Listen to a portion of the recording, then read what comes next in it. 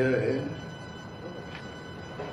ஒரு சாதாரணமாக ஒரு மாடு மேய்க்கிற சிறுவன், படிக்காத ஒரு மாடு மேய்க்கிற சிறுவன் கூட இப்படிப்பட்ட சொற்களை, இப்படிப்பட்ட வார்த்தைகளை, இப்படிப்பட்ட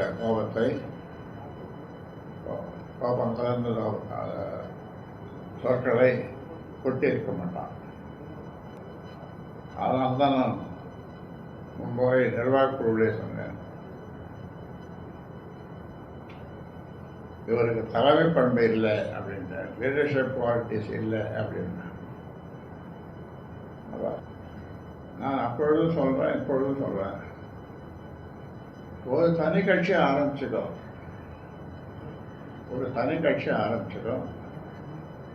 அது உனக்கு நல்லது, உன்னை சுற்றி இருக்கிறாங்க சில பேர், சில கூட்டம், அவர்களுக்கு நல்லது, அவர்களுக்கு அந்த பொறுப்புகள்லாம் கிடைக்கும், பதவியெல்லாம் கிடைக்கும்.